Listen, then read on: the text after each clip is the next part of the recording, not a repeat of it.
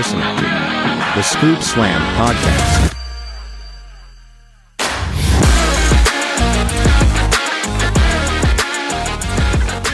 Hello, everybody, and welcome back to the Scoop Slam Podcast. We are back. Another week of wrestling to break down. Finally back to some regularly scheduled programming, our weekly reviews. We got Dynamite, SmackDown, Raw, the Rumor Mill, also known as the Scoop 5, and a whole host of predictions we got to break down. So we're going to jump right into things, but before we get into anything too serious, as always, I'm one half of your hosting team, Micah, otherwise known as Mr. Scoop. On the other end of the call, the historian of the Scoop Slam podcast, he is Mr. Slam himself, and he's been doing some research this week. It's Ryan. Yo, Micah. Great to be back here with you. Another weekend, another week of wrestling, and another week of the Scoop Slam podcast. And I'm excited to get into it.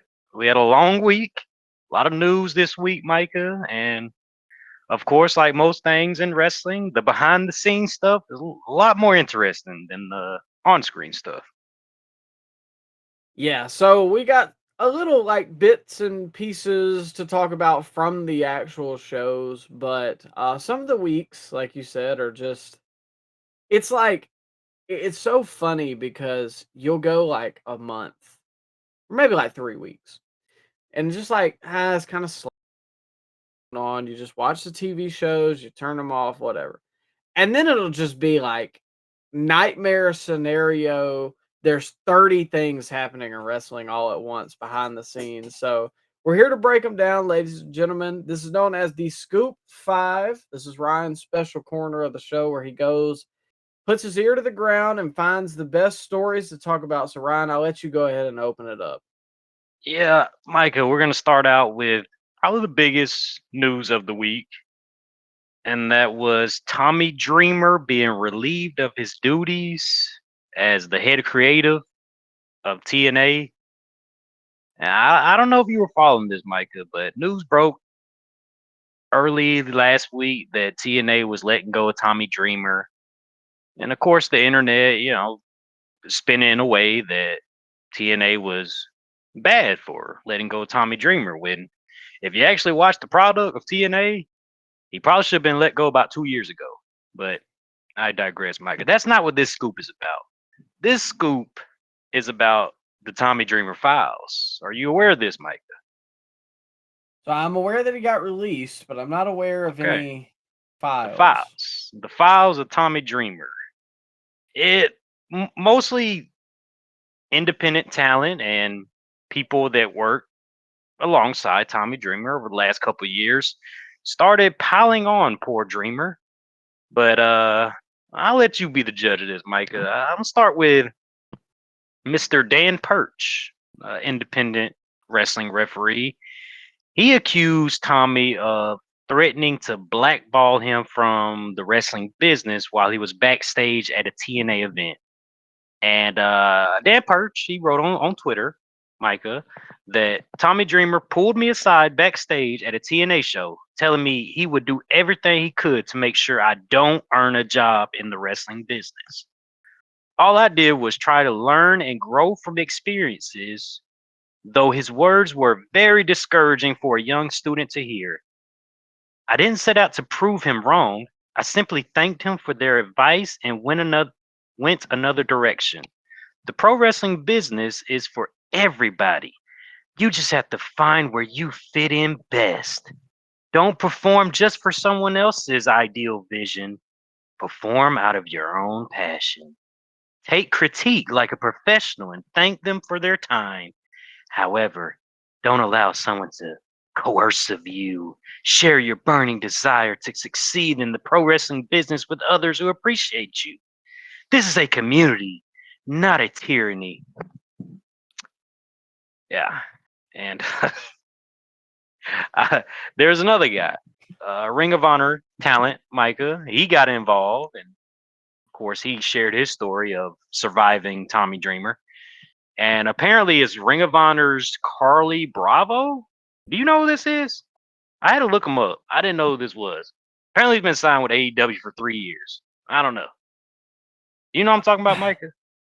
I've heard the name, but I certainly could not pick him out of a police lineup.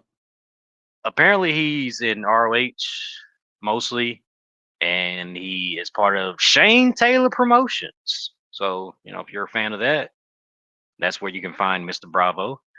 But he wrote, and he actually did the old tweet and delete, Micah, where you send out your tweet and then I guess you don't have the cojones to stand on it, so you delete it. But Mr. Bravo wrote, he told me I was very talented, but couldn't hire me because, quote, he didn't know if he could market a cocky black guy to the world. Needless to say, I'm on top of the game and never changed one bit. Run it up. F what anybody else says. I don't know who this cat was, but I don't know. Is he at top of his game right now, Micah? Um, Mr. he Carly might Bravo. he might be at the top of his game, but compared to everybody else, like Cam Thomas, right? Cam Thomas gets Okay. his 25 points, but that's it. He's a legend in his own mind. Huh? Yeah. I don't know. I, I've never heard of the guy, so I can't really disparage him, but I looked him up on Wikipedia, bro. I had to do a little research. Apparently, he's 3 apples tall. He's 5'5". So maybe Tommy was just trying to save his feelings because I don't know if I could three book a 5 apples foot. tall. Bro, he's smaller than Leo Rush, bro. Like, just look at a picture of him. I don't know if I can book him either. Tommy might have just been sparing his feelings. But yeah. There was another person, Micah. We not done yet. Independent wrestler named Kennedy Copeland. She shared her story about Tommy. She wrote on Twitter, "Hold up. Are we sharing our Tommy Dreamer stories? Because one time I told him I really wanted to take a cane shot in a match." And this is a young lady, Micah, by the way. "And he told me he doesn't do that with women. So instead, we did a spanking spot because women, am I right?" I, I, let, I'll ask you what you think about this at the end, Michael, but I'll keep it going All right. because wait, there's more. Another independent wrestler, Micah, and I did see the clip of this, by the way, of this next person's story. This wrestler is named Danny Jordan. She alleged that Dreamer insisted on performing a crotch grab spot during a match they worked together. She wrote, "I've been waiting for this." One time, Tommy Dreamer, what was she waiting on exactly? Never mind. One time, Tommy Dreamer insisted on doing a crotch grab spot. In a tag match he was a fill-in for, this had no place in our storyline, but he didn't care to ask. "I did not want to do this. I said I was uncomfortable, and I was, but I'm just a woman, right?" So, Micah, you got any thoughts on the Dreamer files? You think they just waited for the opportune moment to pile on poor Tommy, or what do you think about this whole endeavor, Micah? Well, I think that, and I'm going to say this, and I don't think that it's an excuse, but I think that Tommy comes from a different generation of wrestling where some of these things were okay then and they're not okay now. Now, that's not excusing them. The crotch grab, the not using the cane on the ladies and doing the spanking spot, like, yeah, that's tasteless in 2026, Whoa, and hold up. Let me pause. So you telling me it would be more tasteful to give a lady a Singapore cane shot to the head? well, again, I don't necessarily think that you should go for the cane spot either, but I don't know that the alternative was spanking. Like, that's just because she's a woman. Yeah, that's classic heel stuff though, or babyface stuff. Like territory stuff. In the territory, they used to happen all the time, bro. Like you get a heel manager that's a lady. You're gonna see a spanking spot, bro. It's just happened. I don't know. It's hard to describe if you're a newer wrestling fan, but I mean, yeah, it's certainly not a new thing. Like they would do it to like Sensational Sherry, you know. yeah, Um, they would do it to Missy Hyatt. yeah, but I think it's one of those things that maybe those ladies were okay with that, and if the lady today, I don't remember her name, but if she didn't suggest it, that kind of feels weird that that would be like Tommy's first thing. I'm not saying I can excuse that, but I can more understand like that train of thought, like you said with the territory stuff. Like that has been a spot in wrestling. The crotch grab's just weird. I can't Yeah, that really. that was a little out of bounds. Um, and then as far as the referee goes, I don't know that situation. So like I can really only take his word for it, which I guess kind of applies to everything here. I would like to know what the guy did that possibly warranted that response from Tommy. Was it something that was really heinous and he deserved it, or was it something nice? Like I don't know the guy, so I can't speak to that. With Carly Bravo, again, was it a I just asked the question, was it I can't promote a cocky black guy because I don't again, Tommy may be racist. I don't know this, but I'm just saying there have been plenty of black Yeah, men who have had a cocky gimmick or, just not flamboyant, but over the top. So to say that you couldn't market that seems kind of nonsensical. But if it's like, okay, well, you're really short, then okay, that makes sense of why you couldn't market it. So I don't know. It's one of those speaking out type situations, honestly, where it's like one person says something and then just like the snowball rolls. Um, I say all that to say this. I don't know Tommy Dreamer personally. I would bet Tommy, I mean, he's in his 50s, close to 60s, probably has some old school mentalities and ways he thinks that aren't exactly 2026, not with the times. So I don't know if Tommy is a malicious person or not. I think all of these things are interesting to hear about him. But I thought everybody kind of knew Tommy was sleazy whenever he excused Ric Flair like sexually assaulting oh that man, stewardess when he was like, "Well, that was just a gimmick." yeah, just the gimmick. Rick exposes himself and does the helicopter. Yeah, like That's just I what he thought we all does. knew Tommy Dreamer was a sleazy guy then. And he was under the learning tree of Paul Heyman, one of the sleaziest guys in the history of the wrestling business. Yeah. But yeah, I don't know, man. It was weird how the switch up happened so fast in the basement too, because everybody was on Tommy's side when TNA released him. Like they were like, "Oh, Tommy didn't get a fair shake," and TNA, LOL, TNA, and then all of a sudden these stories start dropping about Tommy Dreamer, and then all of a sudden, oh yeah, you knew it was gonna be a guy like Tommy that would get all these allegations. I'm like, well, wait a Yeah. minute, maybe TNA knew and they wanted to put a stop to it. Well, I'll just say this. I think if he was the one doing creative on that first episode of TNA that we watched, yeah, I would have packed him up then. But Yeah, but halfway through the show, I was all right now. Go yeah. ahead, Matter of get up out fact, of by the Mr. Elegant segment, yeah, bags here. were Yeah, packed. yeah, yeah, exactly. I probably would have at the airport. I was all right, man. You ain't coming back with us. Your Uber's waiting outside for you, sir. Yeah. But yeah, Micah, we move on into the next scoop. And this one is from your favorite, Dax Harwood. He Okay. announced that he and his tag partner, um, which I'm blanking on, Cash Wheeler, they are going to be stepping aside. And Dax sent out a tweet that said, since the summer of 2014, the revival, FTR, Dawson and Dash, Dax and Cash, whatever you want to call us, we've had the pedal to the floor. Let me pause right there, Micah. They've had 5 matches this year. Yeah. 5. But aside from my bicep tear in 2017, we've taken no time away from the job.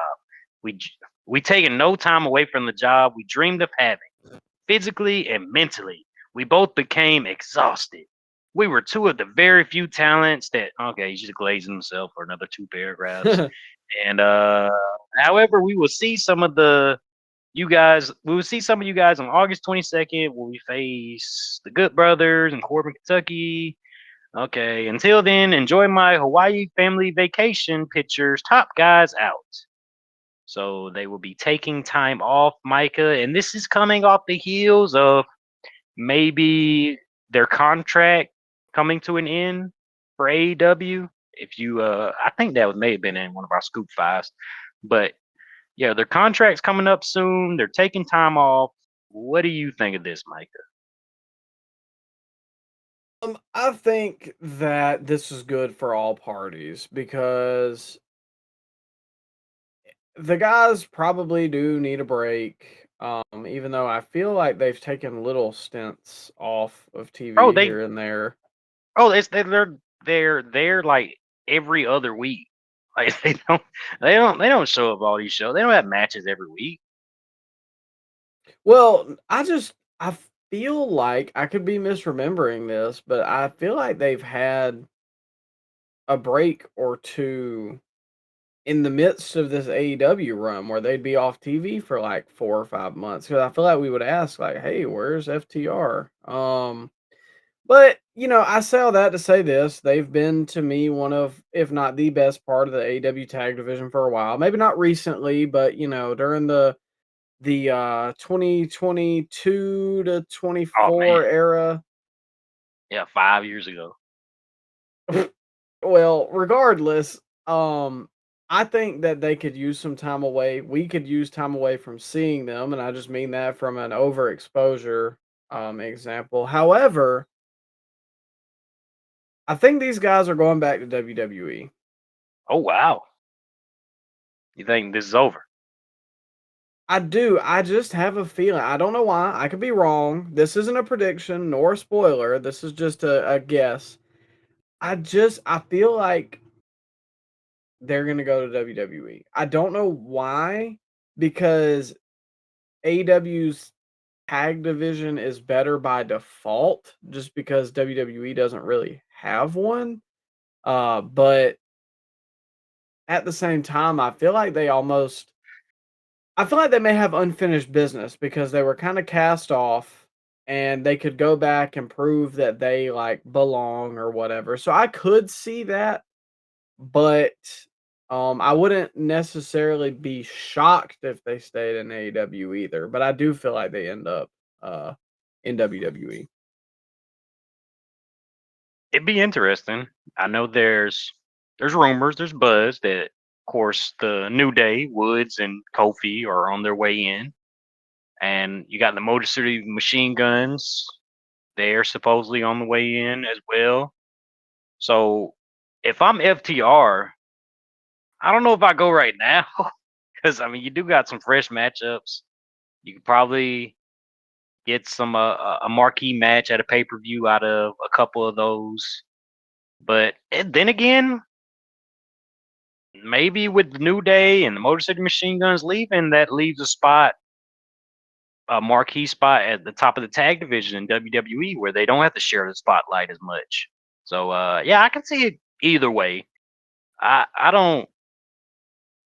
These type of guys, FTR, they need to get out the race car because yeah, they are very very stale when it comes to their gimmick, their character, the partnership with Stokely. It just didn't work, and then they had the long feud with Cope and Cage. I think it went on for a whole year, Micah, and I'm just so sick of it. So don't rush back, FTR.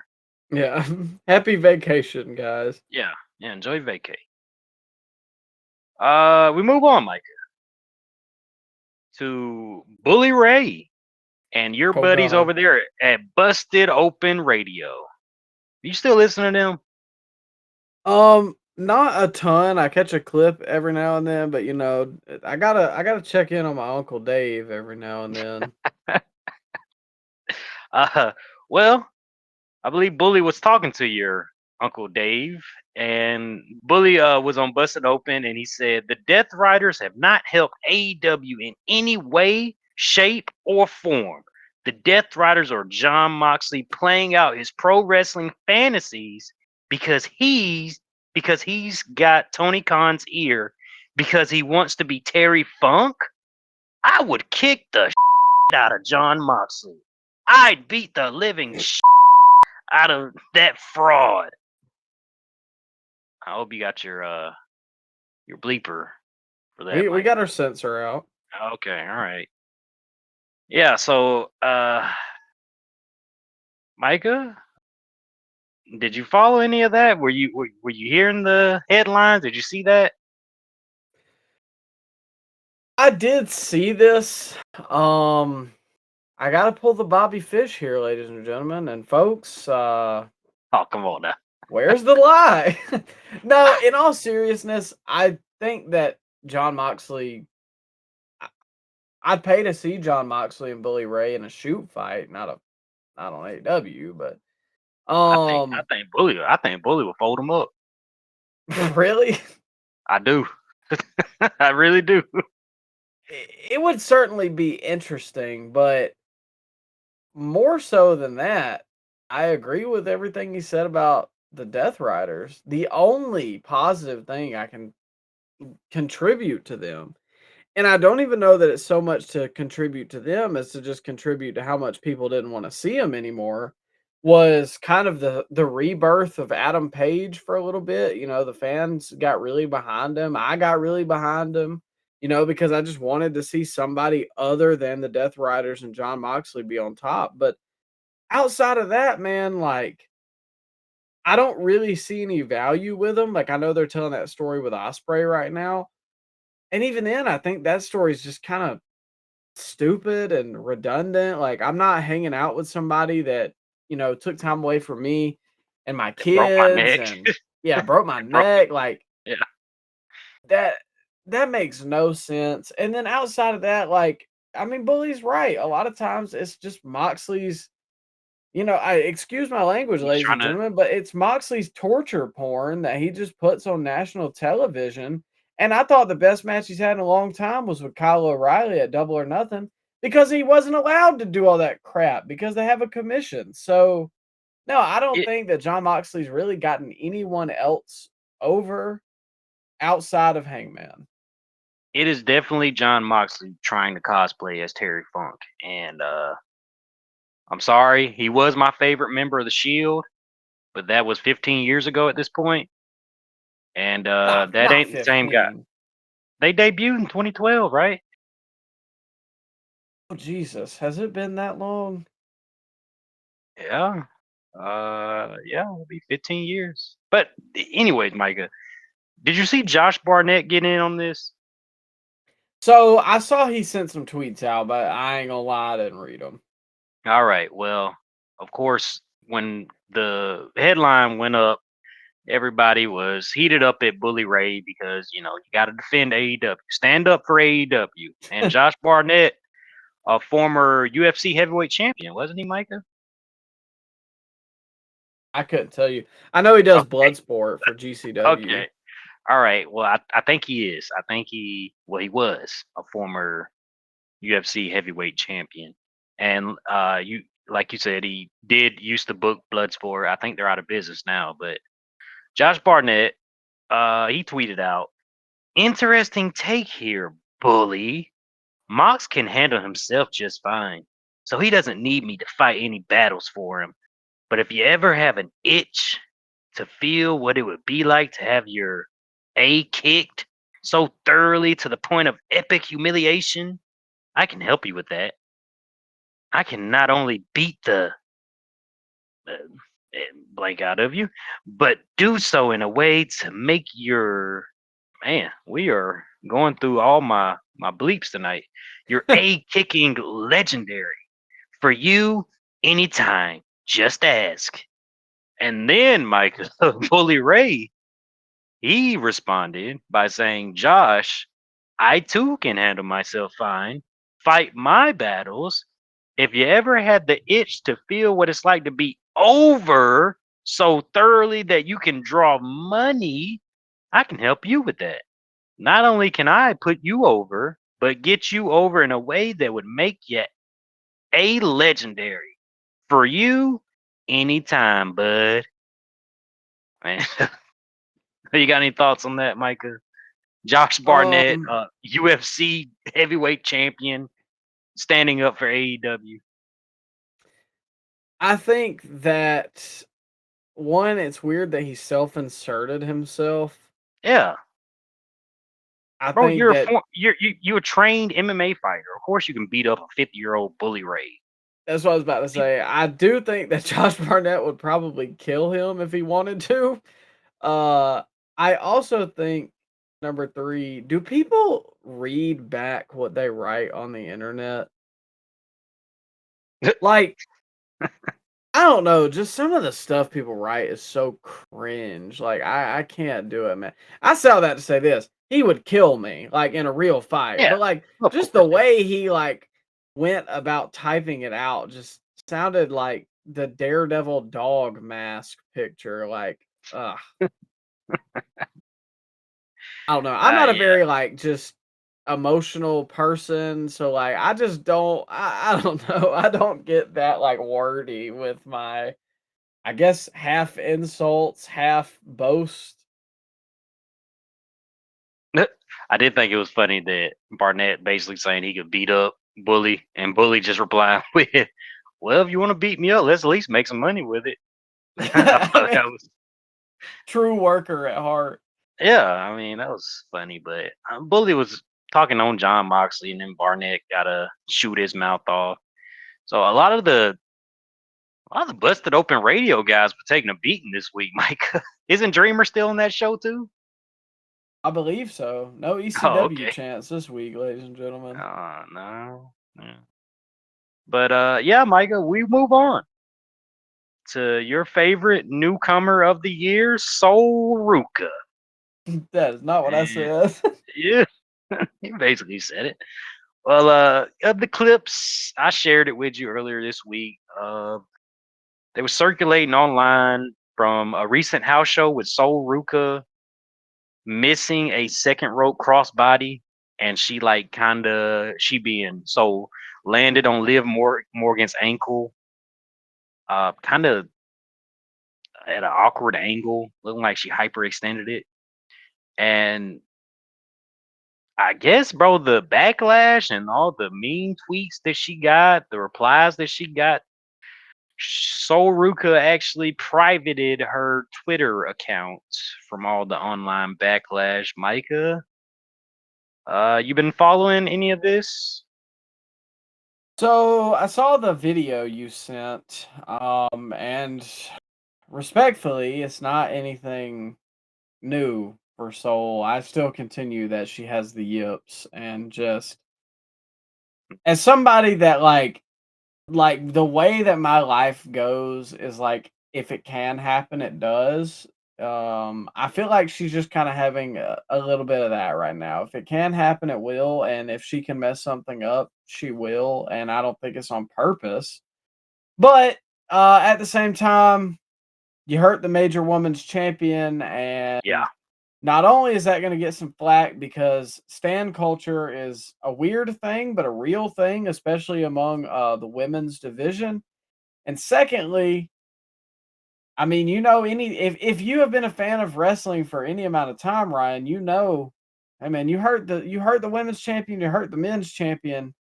It's not yeah. good for you long term, backstage, high up, however you want to go about it. So I don't know, man. I don't know if Soul just needs to slow down and like breathe, or if she needs more reps, or what is. I hate it because I like her. I thought she would get over, and I still think she will. But it's just been a rough couple months, despite being women's intercontinental champion. Bro, it's a high risk, dangerous style that she wrestles as or like. And if you're only doing this for 3 or 4 years and you're wrestling that type of style and you didn't grow up as a fan either, this is gonna be. I think we just got to accept who she is at this point. Maybe she can get out of her head. Maybe she can slow down. But I think the whole appeal of her, Micah, is the acrobatic stuff that she's capable of doing sometimes. I'm gonna put on my hater hat real quick, Micah, but I think Liv was probably in position for something else, and Soul went for the crossbody, and she damn near destroyed Liv's knee. I don't co-sign the bullying that happened online, but Yeah, I mean, of you course. gotta have you gotta have a thicker skin if you're gonna be a public figure like that.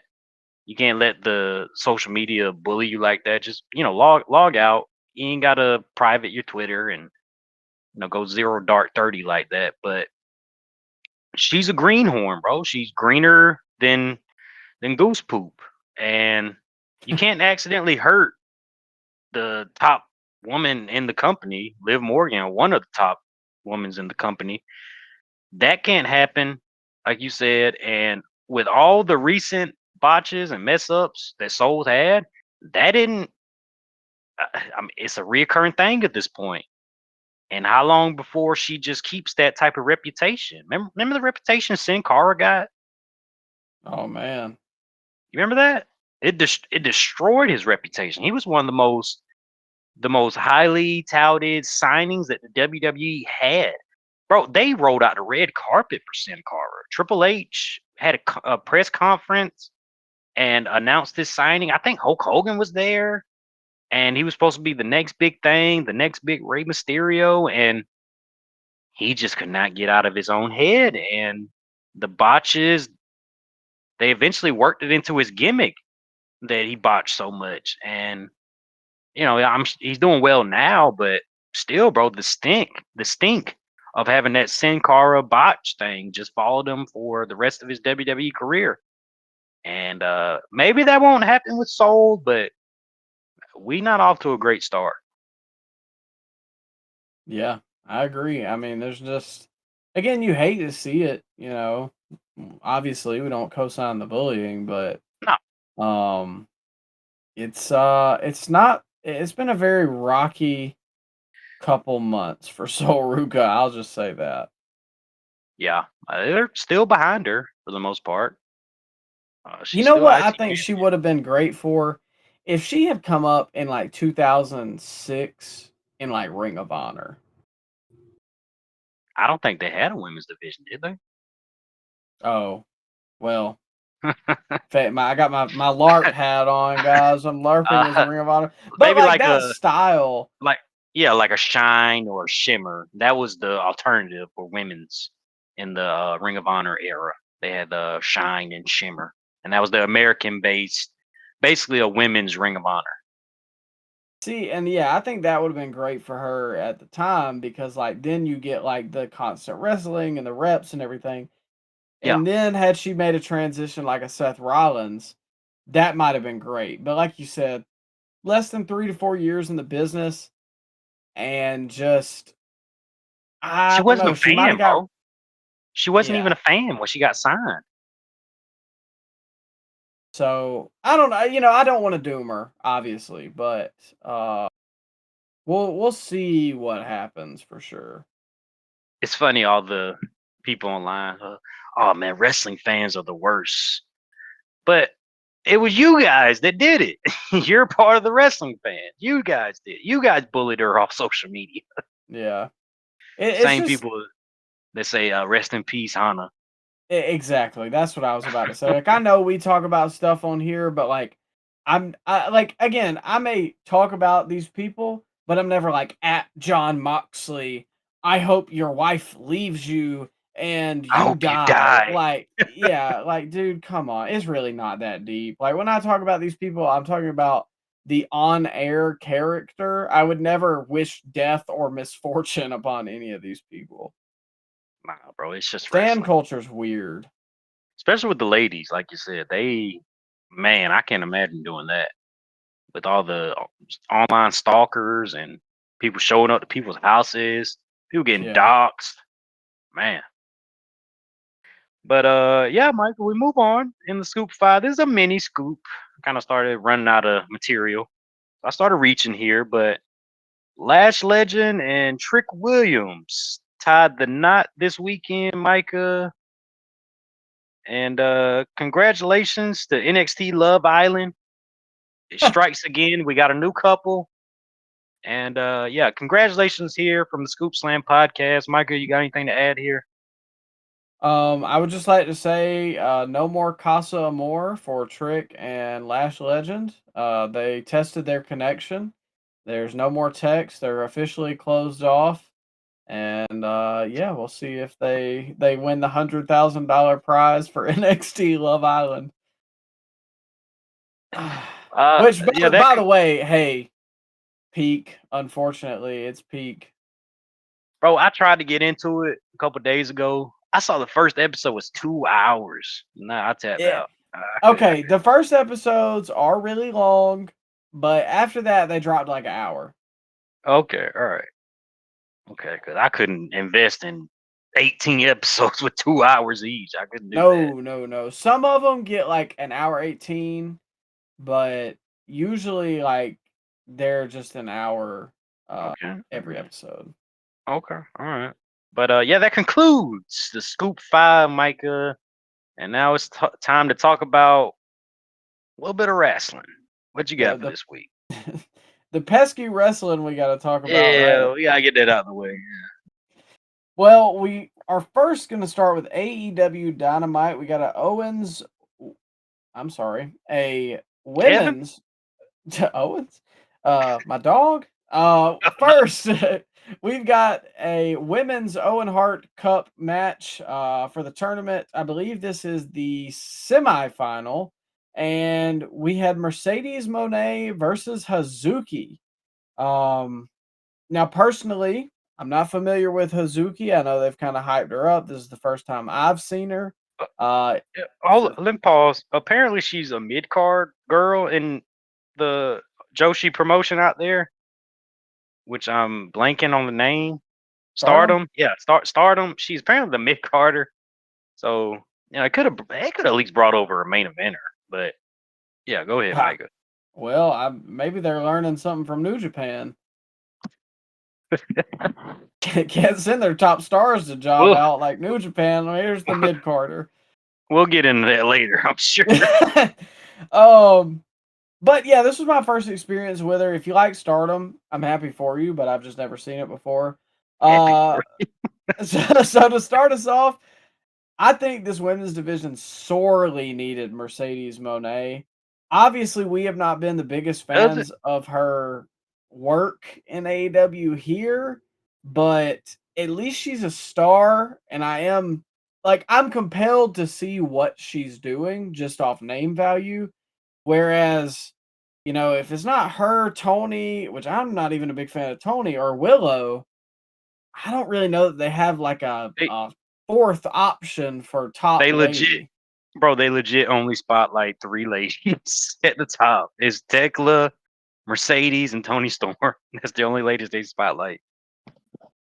And I heard Tony Storm was the original pencil in for the Owen Cup winner, which is like, are we not going in circles?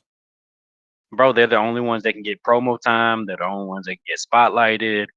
And Tony Khan seems to love him some Tony Storm. So I'm not surprised. If that is true, I don't know. Yeah. All rumor, innuendo. But yeah. As far as the match goes, there's one move I really don't like. There's a couple moves I don't like in wrestling, but the Meteora is such a stupid move to me. It doesn't spamming that. Yeah, and it doesn't look like it does anything except hurt the pitcher's knees in this situation. Like it's, you know what I mean? There's nothing. Yeah. You're not really doing anything. I don't know, but that's just a small thing. Hazuki at one point hit something called a lung blower. I don't know if you've ever seen this before, Ryan, but it's kind of like or I'm sure you saw it in the match, but it was like a backbreaker, or is that what they called Carlito's finish?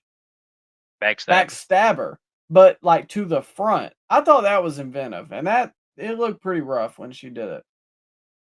Yeah, I seen it. And then towards the end of the match, we got the statement maker. This is probably one of the best statement makers I've ever seen. She snatched Hazuki down, locked it in. Now, she didn't win with that. She ended up winning with the statement maker a little later on, but this one I just thought was like super crisp. And yeah, I thought that overall, this is probably the best match of the Owen or the women's Owen Cup tournament. I again was not familiar with Hazuki, but I thought she translated pretty well over to the AEW audience and television. And yeah, I thought this was actually a really solid match. Honestly, out of all the matches are going to talk about, I'd say this was probably my favorite. Am I tweaking, or was this just a solid match? People were hyping this up like it was the best match of the year, Micah. Am I tweaking? No. It wasn't the best match of the year. Best match of the week. People were saying for best sure. women's match. People were saying best women's match of the year. Oh no, come on now. That's Let's what they put some said, respect Micah. on Rhea Jade.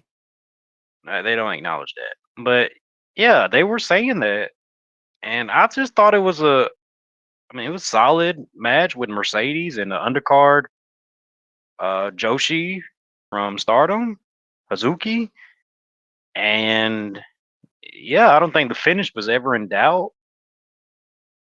Yeah, shout out her, man. I don't know why Yeah. if you missed this match, I guess go back and watch it if you're a fan of Mercedes. But I I don't know, man. It didn't move me like it did other people online. Yeah, like I said, I thought it was good. Like I thought it was the best match of the week, but I did see that before I watched the show because I was on tape delay, and everybody was like, "Oh my god, Monet and Hazuki just had," and I watched it and I was like, solid. It just didn't Yeah. get out of like second gear like fully. You know what I It, mean? So and what was the crowd dead silent for this match? Or did they I just were not have my TV up they loud were enough? terrible all night. Where were they at?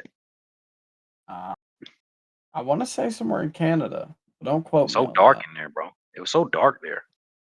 I thought it was a neat venue. I like the little lights in the background. You like the 10 rows visible and then just the eternal The darkness behind abyss. them. Yeah. You like I that? do. One thing I You hate like in wrestling, and I've always hated this with when TNA used to do it too, is when the ramp matches up to the ring. Oh yeah. The WCW used to do that a lot too. I know, but I just something about I don't know if it's because like I grew up watching WWE, so it was like the only thing I ever Yeah. saw, but something about that I don't know because like TNA used to do it and it would bother me. And guys get hurt like that too. Remember that destroyed Yeah. Adam Cole? His leg or his ankle? Oh, that's right. You remember when you remember when Arn Anderson fell off of it when they were having a Oh, pull apart brawl? I do remember that. Oh God, what a time! Yeah. That was when we were having the Codyverse, I believe. Yep. And when And Arn pulled that Glock out and spilled his brains on the oh man. concrete. Were we there for that show? I think we were there for the show after that. Yeah, We yeah, started because chanting "Get the Glock." everybody's everybody's chanting "Get the Glock." Good times, good times. Yeah, that was a good show. But yeah, Monet advances in the tournament. Some collision spoilers, except it already happened now, so not really a spoiler. But Maya World defeated Athena. So the final for Ooh, the Owen Hart Women's Cup will be Mercedes Monet versus Maya World. what did you see the aftermath? I did see the aftermath where Athena and Mercedes kind of tag team beat down on her. New faction. Yeah, I guess Mercedes will have Athena be her job girl. Everybody needs that. Athena will be taking all the pins from now on in any of Mercedes tag matches. And yeah, man, I love that for her. I hope she's doing. Shout out her, man. I hope she gets everything she wanted over here. Yeah, that's a weird situation. Then she tweeted something too, all will be revealed in due time or something like that. I mean, if it gets her on the main show, good, but it's sad that like the only way they could put her on the main show is, well, you get to be Mercedes lackey. Yeah, you get to Isn't be that Mercedes' little exciting? buddy. You get to be the little buddy. Uh, longest reigning women's But Ring of Honor champ, by the let way. me let me ask you this, bro. Is the Forbidden Door supposed to be interpromotional? Wouldn't it make more sense if this was the finals, Suzuki versus Mercedes? I think Who the hell is Maya World, bro? I've never heard of her until this tournament. I Do they think spotlight her she's on Collision? I think a little bit. I think she's one of the ladies that got hired on whenever what was the girl's name that came in with her girlfriend and they didn't want to do a Oh job. yeah. Okay. Yeah, it's coming back to me. Yeah, I think they brought this lady and some other lady in, Maya World and whoever her partner was that night. They hired them, and I think they're pushing Maya World. So, I mean, I'll check out their match. I've never seen her before. I'm not gonna doom her before I see her, but I definitely would not have said, yeah, that's the one that's making the finals in my predictions. But nonetheless, Ryan, we can move on to SmackDown, where we had a match for the WWE Championship, Gunther versus Cody Rhodes with special guest referee Sami Zayn. Now, Yeah. the 3-star general strikes again. Oh, Death, taxes, and Cody's going to have a 3-star match. does it? But Let me. Oh, go ahead. Go ahead. I'm no, trying to you go ahead. steamroll you. I was trying to come up with what to say. Okay. All right. Does it seem like Cody's feuds are like involving referee shenanigans a little too much? How many feuds has this happened with? You got this Well, one. You got the one with KO. You remember that? yep. You got the one with Drew. Remember that one? And now this one with Gunther. Referee shenanigans. Why does it seem like that's all Cody's feuds or just referee shenanigans? Well, not only that, but I saw an interesting um tweet today. Or not today, but it was the other day. This says, and this was 4 days ago, so this will be updated now, but 325 days since Cody Rhodes has gotten a clean win. That is such a funny way to book the supposed babyface ace of your promotion. How many days? 325. Wow. I That don't can't know be if right. that means championship matches because I want to say he beat Ricky Saints clean on SmackDown, but when you think about championship matches, that yeah, that sounds right. With no God. interference, no ref, you know, shenanigans, like just a straight pinfall victory. Would probably be 325. It'd probably be when he beat Cena at SummerSlam. Wow. That's crazy. That's insane. So, a weird way to book Cody, and then at the end of this, like you said, we get some ref shenanigans. Sammy calls Gunther, so maybe that's leading into an individual feud once we get past this. Now, I believe they announced for King of the Ring, or King and Queen of the Ring, or is it Night of Champions? I think Whatever, Night they're going to Champion. Riyadh. Yeah. For Riyadh season, they've got Gunther versus Sami Zayn versus Cody Rhodes now for the WWE Championship. So, is this just a segue to get Gunther and Sammy out of Cody's business and segue him to somebody else? Or what are you thinking here, Ryan? And how did you feel about this being the finish of the match? Well, let me go back to the match first. I thought the shenanigans at the end was well done. I actually did. But I just thought that Cody and Gunther have very bad chemistry together. Am I can't I know it's a popular opinion online, but it just didn't. Usually I'm the one saying, "Hey, Gunther's the best wrestler in the world," but I don't know, man. He just can't get a good match out of Cody. They've had quite a few at this point. I think this is their third match, fourth match, maybe, and it's still. I don't know. I'm still waiting. I think the element adding Sami Zayn is going to be an entertaining match. And if I have the pen, I'm writing Sammy in for For the win champ. here. I am. But as we know, this is we don't do that here, pal. We only have title changes on SummerSlam and WrestleMania. So yeah, I can see Cody retaining. Maybe he pins Sammy actually. And for SummerSlam, I don't know. Is Randy ready? Can Randy come back? I don't know. I mean, God, but do we want to rehash that?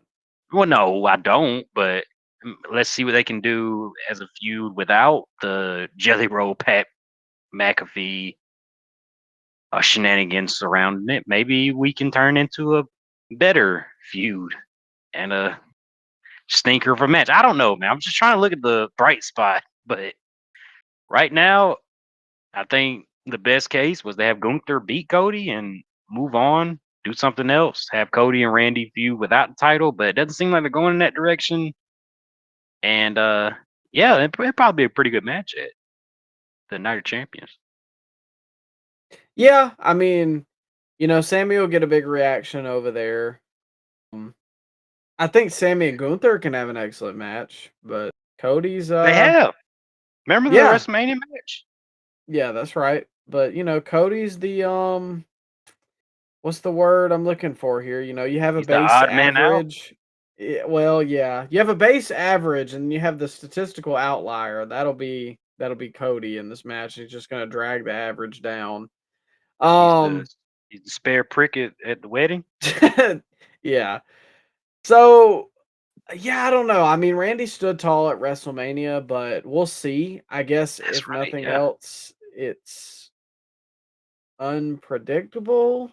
Not in a Yeah. I don't know that's positive completely, but I'm trying to not get angry at my fantasy booking, but I feel like I will be angry at the end of SummerSlam if Cody retains that title. yeah.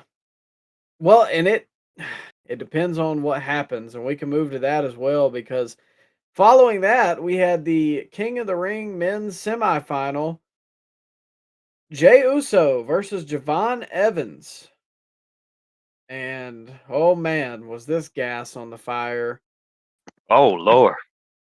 It was a good match though. I give it that. This was a pretty It good match. was. I think Jay obviously benefited from what all Javon is capable to do. I liked the gritty back and forth talking in the middle of the match as well. It seemed genuine from both guys. It didn't seem like, fake. They seemed like there was some real Some maybe not animosity. hatred. What's some animosity? You saw the backstage segment last week where Javon called Jay Unk Yeah, and I Jay did see had that that. look on his face. We've Um all been there. We've all been yeah, I'm starting to get there. there. Yeah. Somebody You made ever a been comment. What did what somebody say to what me the other day that made me feel really old? I don't remember what it was now. well, we've all been there, a little nephew or uh, maybe a younger coworker says, "Oh," that says something not the way, and they call you old, and then you give them that flashing that little look like you little punk kid. I'm only a couple years older, not that old. Yeah. Oh, we all been there. So I mean, I'm kind of sympathizing with Jay here.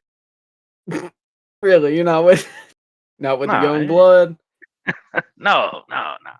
You take your We like 19-year-old self out of here. yeah, Respect we're your keeping elders, the son. old guard. Yeah, we not giving up our spot.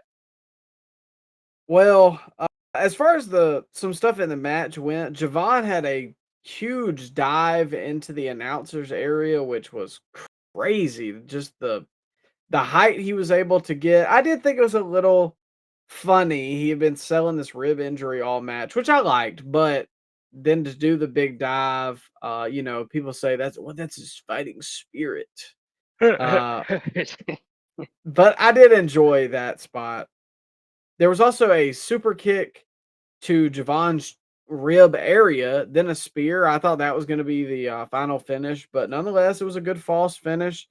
And Jay picks up the win here. So our final is going to be Jay Uso versus Oba Femi at Night of Champions. And Ryan, did you notice the crowd reaction at the end? I mean, there was some yeeters here mixed in, but it seemed that like it was very deflating whenever Jay won. I could definitely see it online, but I didn't notice it in the arena as much. To me, it felt like they were waiting to blow, and then Jay won, and it was just kind of like a Um, ah. but you know, Micah, this is Jay does have a storyline. Javon does not. There's more money in Obafemi straight up squashing Jey Uso and then, squashing Roman at SummerSlam. There's more money in that in the long run than Obafemi beating Javon and kind of a meaningless match at Night of Champions. I think it's more of a story if Jay loses to Oba here. So I don't hate that Yeah, direction. I can for sure see that. I mean, I think it would have been cool to elevate Javon. However, I understand it, like you said. Um, when you obviously, or I say obviously, but we'll see. But for the love of God, Obafemi should be the only one coming out of Night of Champions as the King of the Ring. And if they're grooming him to end up facing Roman at SummerSlam, then this all ties together. So him facing Jey Uso is the best storyline decision, even if it comes at the cost of Javon. And respectfully, I know they had some matches in NXT, What? but with Oba having recently beaten Brock Lesnar on the grandest stage of them all, anything less than beating Javon in a minute would be almost disrespectful just because of the size difference. Well, let's take a step back here, Micah, and think logically. Jey Uso is pretty much a heel right now. He's been feuding with LA Knight and he's aligned with Roman, and that's supposedly a heel faction.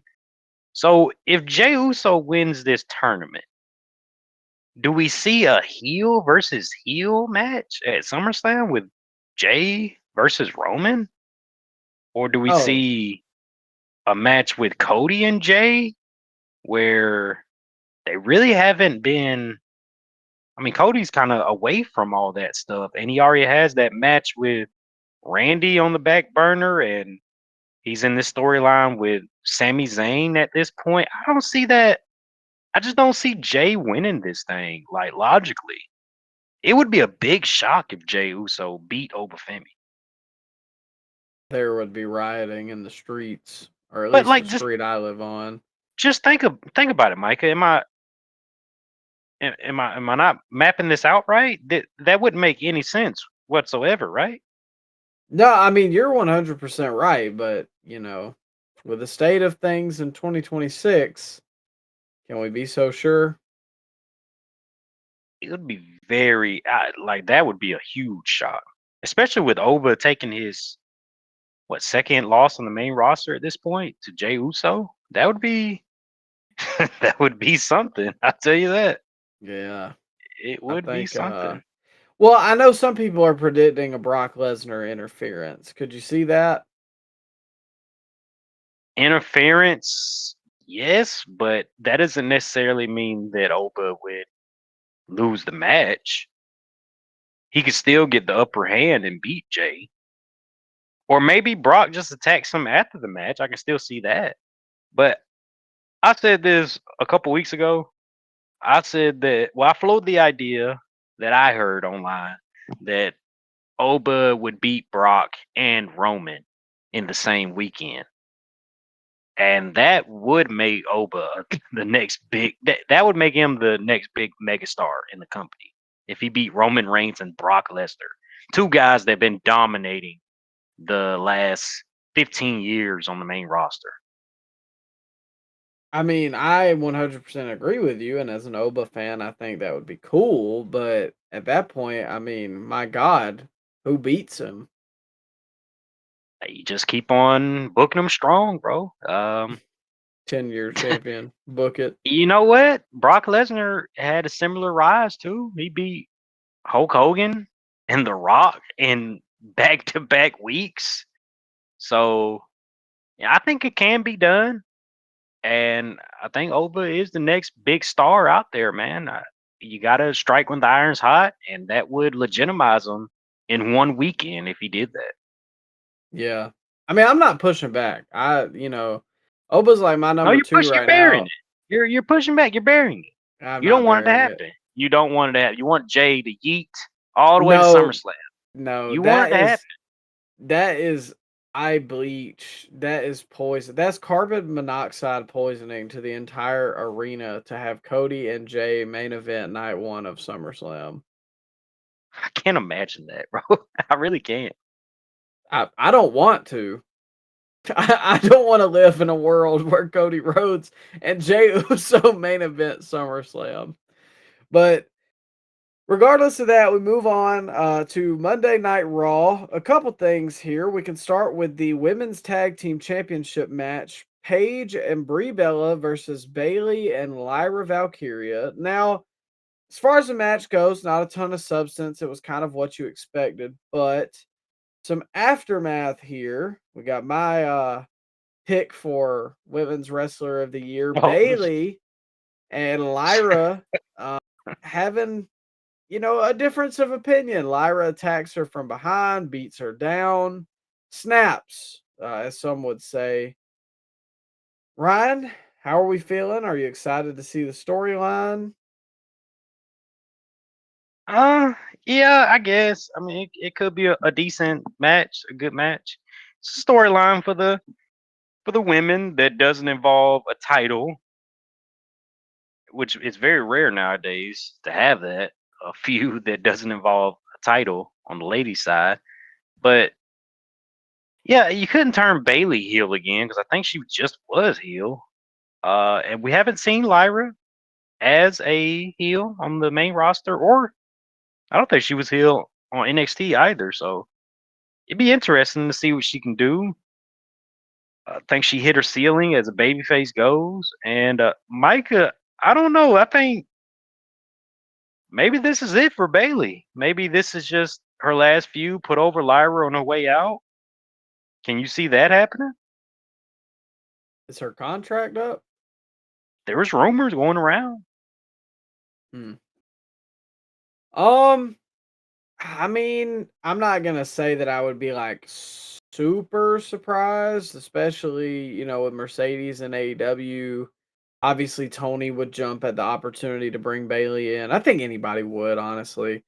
Um, and realistically, what else is there left for her in WWE? I've There's enjoyed nothing. her. I think she's a cool, crossover on the AAA show sometimes. If she got like a run with the Reina de Reinas championship, like that would be cool. But uh, There's yeah, nothing else. there's just, yeah.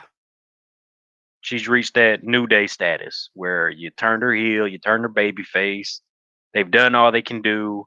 People have seen them for so long, and at a certain point, bro, you got to go away. You got to do what Jim Ross says, and you got to go learn a new hold. And you got to do that away from the company, bro. That's just the circle of the business. And guys leave, guys come in, guys come back. But at a certain point, how can we miss you if you don't go away? And we're certainly not firing Bailey right now. We're not calling for her job, but I can see this being her last feud before, curtains for her WWE run. Yeah, I I think in all honesty, I kind of want her to go to AEW. I think she is more helpful over there. with kind of a weaker tag division, and there's not tag You division, I'm want sorry, a weaker women's division. you And want I Willow to feel go down the card more? oh, well, I guess good point. Hey, well, can we do a trade? Nah, pal. We can only get Willow on ROH. She signed for another 5 years. No, no. um, but yeah, I mean, I could see it. She's gonna, in theory, put a lady out on her way, out the door if she is leaving. So I could see that, and I wouldn't hate it. But speaking of a little AAA action, we've got another star coming Oh, from AAA. Better for it. Chad Gable came out and cut a little heartfelt promo. He's on his apology tour right now, and he called out Alpha Academy, Maxine, Otis, and Tozawa. And, he apologized for his actions and splitting from them and all that. Um, my first thought here was just, man, I still feel like they missed the boat with Otis. He was so over at one point in time, and he's still like the people still love Otis, regardless of like if he's just a comedy character or not. They love him. And I just still feel like they missed an opportunity with him. you want him to spotlight Otis more? I mean, it's something different. They gave him Money in the Bank, Micah. What else you want from? Oh, well, I wasn't watching during that period. I meant after that, but Okay. so during the apology tour, Maxine steps in between them, kind of says her piece, says that she doesn't forgive Chad, convinces the rest of Alpha Academy to not forgive Chad, as it looked like they were about to embrace.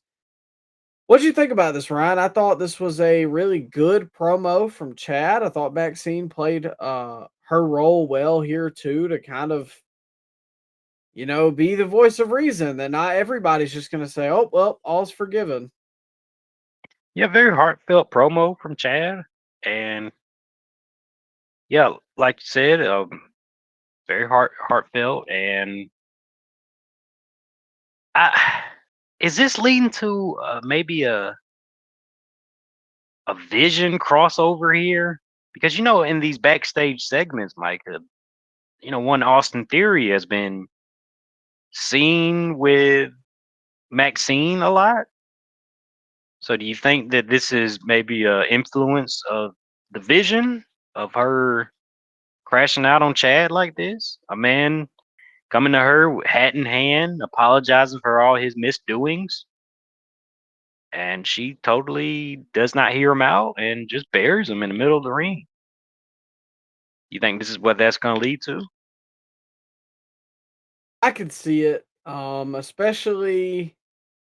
I think it may just result in mainly an Austin Theory Chad Gable feud because Oh I feel man, like Braun and the Vision are fixing you just love to to. job out Theory, don't you?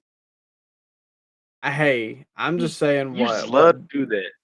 this is what they're leading me to believe because now that they lost the tag titles, Braun's about to, in theory, finish this saga up with Seth this weekend. And I feel like the Vision's just gonna kind of dissipate after this. Like we may have like Theory and Logan still be a thing, but I don't know how much you really see. Like I don't know how strong the legs are for this group anymore, and I feel like it's honestly hurting Braun Breaker. It's kind of hurting Theory at this point too. Yeah. So I Yeah, mean, I could see a feud with him. I wouldn't be opposed to that. I don't see where else it could lead unless eh, that just doesn't really interest me. Chad Gable teaming with Otis against the Vision, that don't really interest me.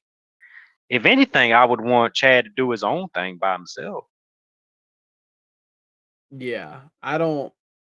That's the thing with him. He's always had a group, and like I would have been cool if it was like a new group, but honestly, like, as much as I was hyping up Otis, I don't really want to see him with the comedy guys anymore. Like, I want to see Chad Gable be like either fringe main eventer or like gatekeeper status, where like he gets, championship opportunities. He might hold a mid He, card title here and there, but he I'm kind of definitely sick of would. the comedy. He definitely will be holding up the IC title at SummerSlam. You know, SummerSlam is in his hometown, bro. I didn't even think about that. I forget he's from Yeah, Minnesota. yeah, Minnesota. yeah. He's from there, and there is not a chance in hell that he is not in a marquee match or winning a top title at in the stadium in Minnesota. That's happening for sure. Well, I guess Theory is just a vehicle to kind of hold him over till then But because you he's still you got. really want to, man? Why can't we get Bronson Reed back? Why can't we job him out? I don't know. He's still hurt. I don't know what his injury timetable Bring is. him back. Why we ain't got job out theory? Why we on you only on job out theory? Well, look at him. How many losses does he? What? Look at him. He's like a well nourished I say, man, Wheeler he's Yuta. sculpted like a what? Get out of here. He's sculpted like a Greek god, bro. Great shape, great body. I'm just turning into Don Callis on this show. But no, man, you just hate theory. You just I hate don't awesome. hate Theory. You do. I don't. I He's your just new think. Ricky Starks. Remember when you hated Ricky? See, once again, you're lying. I was there. I've always We been a got the Ricky footage. fan. You tried to delete all of our early footage. I got the footage, Mike. We're not opening up my files. We got one last match to talk about here for the WWE. Is it World? Which are the World? Which are what does World. it matter? It's the world. WWE title Cody has. No. The tag titles. Oh, shoot. Yeah, that's the world. It's the world. WWE titles are on SmackDown. Okay, well, the WWE World Tag Team Championship was on Raw, and we had the Street Profit versus the Vision, Braun Breaker and Austin Theory. Did you catch Montez before this match started doing that little neck twitch thing that Braun does? I didn't see it, but he was very Oh, charismatic up in the ring during the match. please go watch that. I think you can find it. Like, I saw a clip on TikTok or something. That junk was cracking me up because he was just sitting there, like, doing it right in front of Braun. Uh, but I mean, that's typical Montez stuff. He's so charismatic. But as far as the match went, I thought it was good. Maybe 5 too long. I thought a 15-minute runtime might have helped it, honestly. And I felt like the fans were kind of deflated all night, but especially for the main event here. I do think as a positive, it's good to see the Profits get their fourth tag championship, and they're moving their way up for tag team of the year. Now, not necessarily a illustrious race at this point. However, somebody's got to win it. So they're well on their way. They've had good matches this year. I'm excited to see what they do with the rest of the division. Yeah, it was a good match. Crowd didn't help it though. So I think it would No. have been a lot better if they were invested in the match. It just seemed like the crowd was chanting for other people or looking up at the entranceway, waiting for a run in. Which that's WWE's fault for conditioning the fans that a run in has to happen in all the main events. And it didn't disappoint because there was a lot of run ins at the end. And yeah, all these guys, great look, athletic, and all of them can go in the ring. And yeah, I just thought it was a really good main event, bro. Yeah, it was a good main event. Overall, I thought Raw was pretty strong. I will say this, I think the Saturday night's main event match was better. I think that was Oh honestly yeah, the yeah, right time to put the belt on the Profits as well. Because here it just felt a little flat after. yeah. I'm ready for this to be over though. Seth, Braun, please, Yes. Please, sir, please let this be over. Please. Have mercy. Are we getting 2 cage match main events on back-to-back shows? I don't know if it's main eventing, but it's probably going to be that or Cody versus Gunther versus Sammy. No. That's opening because that's on the first hour. I think we are then. Yeah, Have Mercy was right. We're getting, because we still got Forbidden Doors this weekend, right? That's Sunday. Yep. Okay, and King of the Ring, or not King of the Ring, Night of Champions is Saturday. So yeah, Yep. Saturday and Sunday, back-to-back nights, back-to-back cage matches, probably back-to-back main events. And a full episode to talk about next week. So make sure you're there, ladies and gentlemen. God.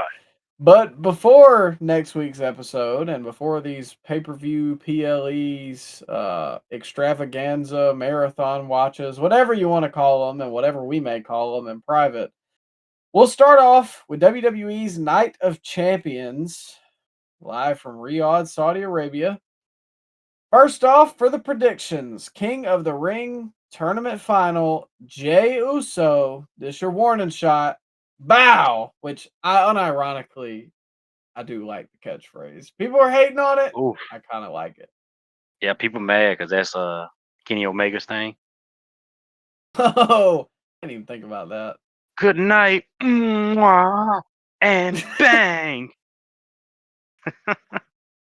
Well, Jay's it's getting over. I did think Oba was like, well, you better if you're gonna shoot, you better not miss. But regardless of that, Jey Uso versus Oba Femi. Ryan, who you got? I'm going Oba. I think that's an easy choice because we mapped it out earlier. It just doesn't make any sense for Jay to beat Oba. Yeah, correct. If Oba loses, we riot. Following that, the Queen of the Ring tournament final, Io Sky versus Liv Morgan. Liv face herself at SummerSlam. Yeah, I go EO here. But who does she face? I guess finish the story with Rhea, right? That's what I was thinking, but do we potentially get an EO heel turn on Rhea? They'll probably just do babyface, bro. Come on And now. they'll hug and cry and kiss at the end. All the fanfics will be going insane. I don't know. I don't know. I wouldn't mind an EO Rhea feud with like EO as a heel just because EO has been a babyface for a long time. And I like her. She's a very natural babyface, but we'll see. I do think EO is going to pick up the win here. A singles match for the WWE United States Championship. Trick Williams versus Ricky Saints. Man, yeah, Trick's gonna win, but I like that Ricky's in the spot. I agree. I hate that he's going to lose, but Well, it's nice his to buddy see Ricky Ethan, on a PLE. his buddy Ethan Page just got this same treatment a couple weeks ago at Saturday's main event. Oh yeah, Remember he you're was in the right. IC title shot and he got beat by Penta. And I could, for some reason, I could see this being actually a solid match. I think on paper, you think both guys are like a little bland, and I could be wrong, but I think I'll enjoy this one. Maybe it's just because I'm Yeah, a big fan of both guys. yeah, they're gonna be rocking for Trick. Yeah. For the WWE Women's United States Championship, Tiffany Stratton versus Jade Cargill This in the match that oh, no one asked to see again. how many matches do we have on this card? 6. This is the first 6-match card in the Triple H era that's not SummerSlam or Mania. Is Think that so. right? That has to be right. This is crazy. This is the first time the women's United States title has been on the line on PLE. You know that? I did not know that, and it's a How shame that crazy is that? Tiffany is the one doing that. Of course, of course. How crazy is that, though? I mean, I'm not. I don't know. I think it's funny that there's 6 matches, and it's like, we have the big pay-per-views like Bad Blood and well, I say that they only ran that 1 year, but it's like there's plenty of other pay-per-views they could do this at, but it's like, oh well, we got the partnership with Saudi, so we got to do it. Maybe Jay just gets destroyed by Overfemi in like 2 minutes. Or like, well, might as well add another match. We got time. I could, you know, that's a good point. I could definitely see that being why, because Oba's just gonna kill Jay. Well, Well, let's just but add I some more say that, commercials. but they did that during WrestleMania. Like Oba pretty much squashed them, and they Well, still only had like 5 matches. that was different. That's WrestleMania. Regardless of that, I'm sorry, no stipulation, just bragging rights. A steel cage match: Braun Wait, did we Breaker pick a versus. winner? We didn't pick a winner to Oh, that last one. I'll go Tiffany. yeah, I think it has to be Tiffany. Sadly, but Yeah. she just got the belt. So sorry, ladies and gentlemen. Back to our previously scheduled programming: Braun Breaker versus Seth Rollins. Steel cage match. Ryan, who you got here? Please, God, Braun Breaker. Please. Triple H, I have not asked you for much. Please let this happen. Braun Breaker. Destroy Yeah, Seth Rollins. Please. I think this is the only right outcome. But yeah, it's But every this is the time Mr. ruthless Freakin' depression era. comes back. We're in the ruthless depression era, Micah. So you know better than me. We don't get what we want in this era. You're gonna get Anything's Seth. possible. You're gonna get Seth. You're gonna get Roman. You're gonna like it. You can get some Cody too. Oh, I'll just say this: we got a mutual friend that is he's asking for Roman Seth at SummerSlam. Oh my God. At this SummerSlam. That's why I told him. I said, dude, I don't think I'll watch it if one main event is Jay Cody and the other is Roman Seth Roman. Seth. Oh my God. In 2026. SummerSlam of doom and despair. But yeah, I'm gonna take Braun. Hopefully, that's the right pick. But for the undisputed WWE Championship triple threat match, Cody Rhodes versus Gunther versus Sami Zayn. I want Sammy to win. I want Gunther to win. Hell, I'll take the popcorn vendor rolling up Cody. But I do think Cody is going to win this match. Yeah, we don't do big title changes on random PLEs, brother. You're gonna wait till SummerSlam and you're gonna like it. Uh, yeah. So, all in all, I think there's some decent stuff on the card. Oba winning King of the Ring, please, will be a big moment. Braun beating Seth could be a big moment. Trick and Ricky on the card. That's always good in my house. So we'll see what happens there, but the fun doesn't stop there, ladies and gentlemen. Sunday, we have 2026 Forbidden Door. I believe this is the 4th one. Not Sure. 100% sure. But regardless of that, we're going to run down the card. Right now, there's 9 matches, so they Oh, may God. add some later. Oh, please. No, please.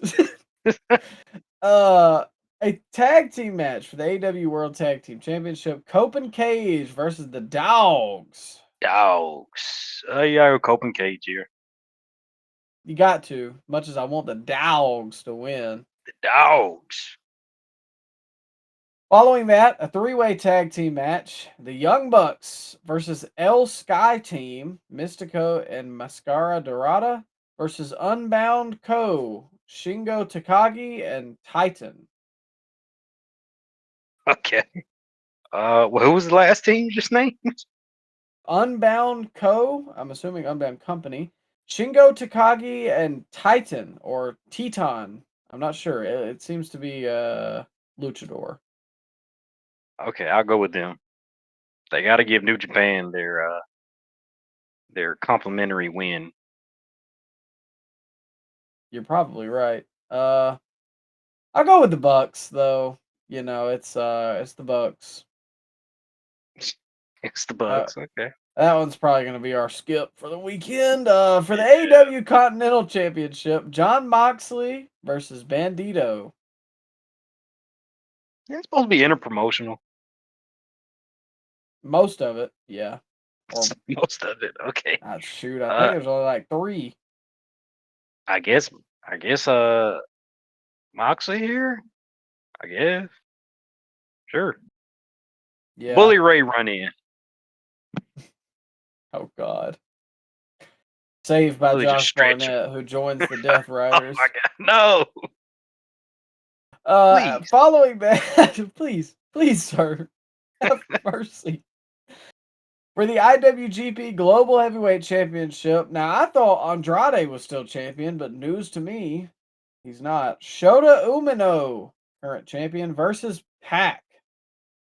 Shota Umino's a champion. News to me. Isn't that the referee's son? Oh, I And- couldn't tell you. Oh, I'm yeah, not up you to ain't date locked on in. my. You're not locked in. I think he was Moxley's young boy at one point. You're right. He is Red Shoes' son. Okay, well there you go. That's crazy. He's the champ over there. What's this match again? Shota Umino versus who? Pac. I think Pac wins here. I think Pac. I'm gonna go Umino. I think he like recently won it in June. Again, news to Yeah, me. I guess you're right. So, Yeah, I go with him. Umino. all right. Plus, they got to get their win in, pal. For the Yeah. AEW Women's World Championship, Tekla versus Starlight Kid. Oh God. I guess Tekla. I don't know. I don't know who that other person is. Yeah, I've never heard of her before, so we're gonna go Tekla. For the Women's Owen Hart Cup Final, Mercedes Moné versus Maya World. Go Mercedes. Yeah, I think you got to, especially I think Tekla is getting a little sour. I think the milk's been left Don't out a you little long. don't you get an automatic title shot if you win the tournament Yeah, at at all Forbidden in. Door- at yeah, all in? So yeah, no way on God's green earth is Maya World gonna be wrestling Tekla as the marquee match on the women's side at All In. Is it All In? Double or It's nothing. all in. All In. There you go. I get them mixed up, bro. I don't know my AEW pay per view names as well. And they're adding more because I think we've got is it Redemption or something like Yeah, that in between yeah, it's coming up. this. Yeah. Yeah, So after that, Kenny Omega versus Zack Sabre Jr. Omega. Yeah. I think it has to be, right? They may be running back him and MJF at the next pay-per-view, maybe. I don't know. If it's a main event versus main event guy for Gonna be the AEW and New dub. Japan, yeah, it's always AEW. For the men's Owen Hart Cup final, Will Ospreay, versus Swerve Strickland. You go Osprey here. Yeah, I'd rather just a no in contest Wembley. happens, honestly. Hope a black hole opens up in the center of the ring and eats both of them. There you go. And we haven't watched the rest of the show. Hey, well, hold on. And then for the main event, another steel cage match. If Mark Briscoe's team wins, he will earn an AEW World Championship match against MJF. Team Briscoe, Mark, Orange Cassidy, Roderick Strong, Well, wait a minute. Didn't like literally Sammy Guevara just get a world title shot on Collision? Why is it so hard for Mark Briscoe to get a title shot? Well, that was a different champ. Okay. MJF Is it the has same legal booker? bounds. Oh, okay. He's got it in the contract. Yeah. Okay. But Mark Briscoe, Orange Cassidy, Roderick Strong, Kyle O'Reilly, Konosuke Takeshita, and Darby Allin versus MJF and the Don Callis family. Kevin Knight, Kyle Fletcher, Jake Doyle, Kazuchika Okada, and our guy, Andrade Doyle. El Idolo. Jake Doyle made this match. He did. Shout out him. He's the guy taking the pin. He's the guy dropping this fall. Yeah, out of everybody, they're not gonna pin anybody else. Please don't pin Andrade. That'll piss me off. Especially since they made him lose his belt. I didn't even know he had lost his belt. It'd be Doyle. He'll lose to, I guess, Briscoe. Briscoe will probably do that little froggy bow thing off the cage. Get the win. Should be interesting nonetheless. Forbidden Door is typically where my interest kind of wanes in AEW. I'm hoping after this is all over, maybe they'll pick it back up, but we'll see. That's it though for predictions, ladies and gentlemen. Make sure you come back next week. Loaded show, as we just talked about. Night of Champions review, Forbidden Door review. We may do it in 2 parts depending on how long it goes, but it should be out sometime early next week depending on schedules. Thank you guys for tuning in. I know it was a little bit of a jam-packed episode, but we're catching back up on our weekly reviews, so maybe not as much. Well, not next time because we got 2 pay-per-views to break down, but maybe the week after that. Nonetheless, enjoy yourself. Watch some good wrestling in the weekend. Spend some quality time with your family, friends, all that good stuff. Come back next week. Have a good one.